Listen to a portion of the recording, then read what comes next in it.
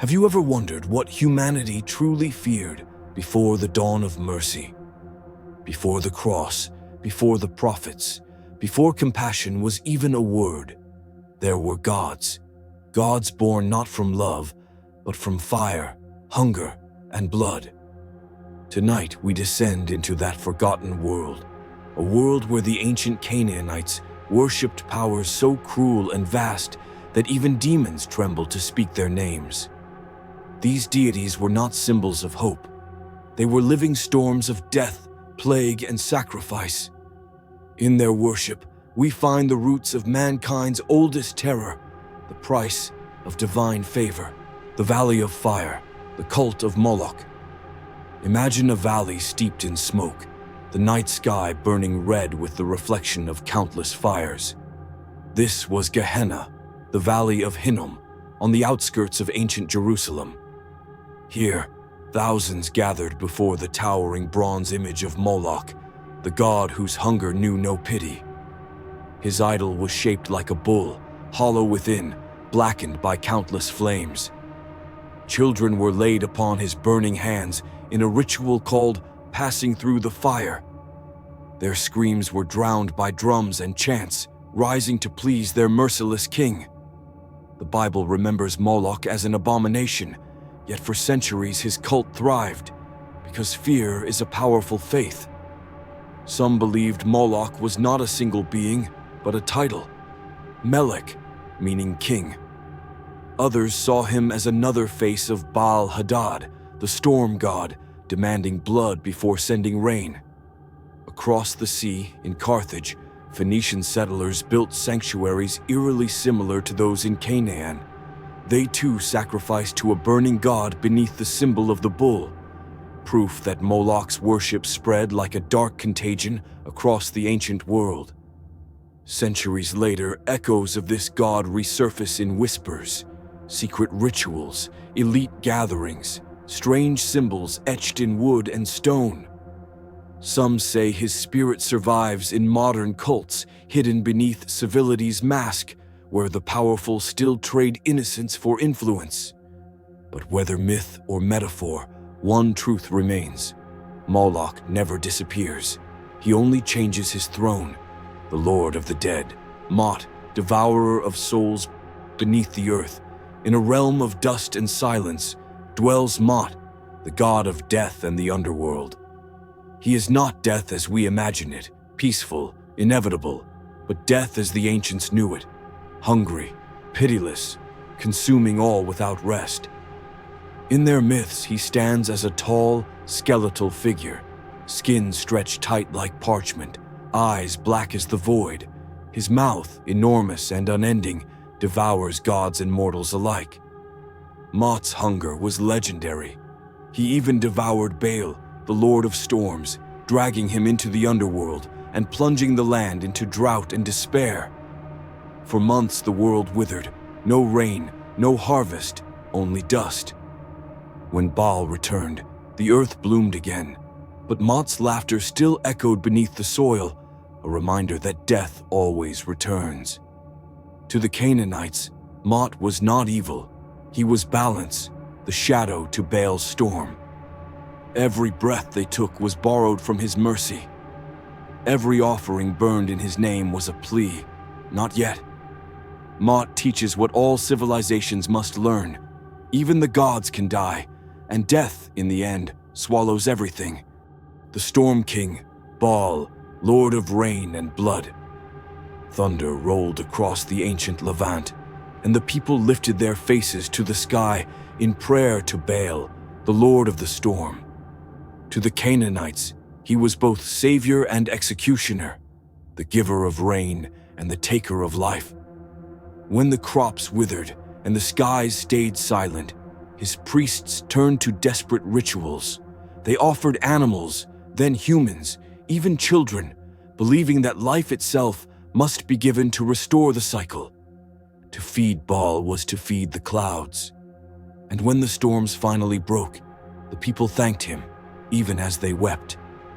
Baal's story did not end in the ancient world. When later faiths rose, he became something else, a demon, a lord of hell, depicted with 3 heads, man, bull, and ram, symbols of the chaos he once ruled in the heavens. In this transformation, Baal's tragedy is revealed, a god of life turned into the devil of death. Yet his myth survives because humanity never truly stopped fearing the storm. We still look up at thunder and remember that nature's mercy always hides a blade. The arrow of pestilence, Resheph, god of plague and war. When the air turned foul and fever swept the cities, the people said Resheph had risen. He was the god of plague and war, a fiery archer whose arrows carried disease faster than wind. They imagined him as a towering warrior with skin pale as ash and hair that burned like flame. His eyes glowed with the fever of the dying. Where his feet touched the earth, crops rotted. Where his arrows fell, whole villages withered overnight. The Canaanites both feared and invoked him. In times of war, soldiers painted his sigil upon their shields, praying that his fury would strike their enemies instead. But invoking him was dangerous. Resheph was not a loyal god. He served only chaos. Across Egypt and Ugarit, inscriptions show his name beside that of Seth, another bringer of storms and death. Plague, war, fire, they were all one under his dominion. And though centuries have passed, his symbols still linger in our fears. The sudden sickness, the silent battlefield, the fire that devours without reason. Resheph reminds us that destruction needs no purpose. It simply exists. The blood-soaked crown, Anat, goddess of war. If Baal was the storm and Mot was the grave, then Anat was the blade that separated the two. She was the goddess of war, beautiful, terrible, unstoppable. Statues depict her adorned in jewels and armor, eyes like burning stars, a smile curved by bloodlust. In one myth, after a great battle, she slaughtered armies single-handedly. When the fighting ceased, she decorated her temple with the heads and limbs of her enemies, bathed herself in their blood, and laughed at the sky.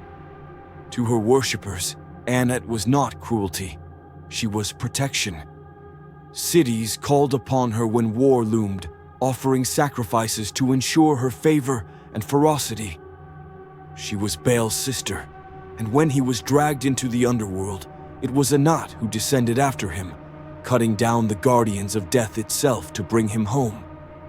She was both savior and destroyer, the embodiment of war's eternal paradox, that peace is born only through violence.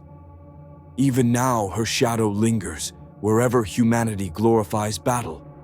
In the songs of soldiers, the symbols of conquest, and the pride we still find in destruction. Through Moloch, Mot, Baal, Resheph, and Anat, the Canaanites built a pantheon not of hope, but of honesty. Their gods did not hide the cruelty of life. They were that cruelty. To modern minds, their rituals seem monstrous, but they reflected a truth our ancestors understood too well. Nature is merciless. Life demands sacrifice. And in every harvest, every victory, every birth, something else must perish. These deities were mirrors, not of demons, but of us. They showed humanity's attempt to reason with chaos, to speak to the storm, to negotiate with death.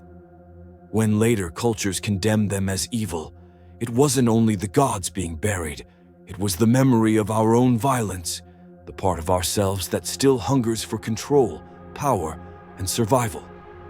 The Canaanites knew the truth we try to forget. The divine is never purely good, and the monstrous is never entirely evil. The eternal duality. Each of these gods tells a single story, the story of balance. Moloch devours, but he represents devotion carried to madness. Mot destroys, but he keeps the wheel turning. Baal nourishes and punishes, proving that life and death are twins. Resheph infects, but through him, people learned humility before nature's power. And Anat, she kills to protect, reminding us that love and violence share the same heartbeat.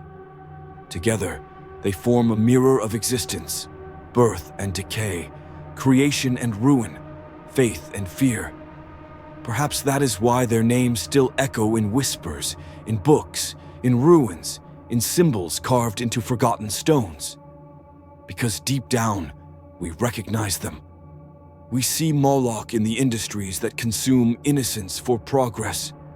We see Mot in the inevitability of time. We hear Baal's thunder in every storm that humbles our pride. We feel Resheph in every unseen sickness, and Anat in every war fought for peace. The Canaanites did not invent cruelty, they simply gave it names. What do we learn from the gods of Canaan? Worship is not always born from love.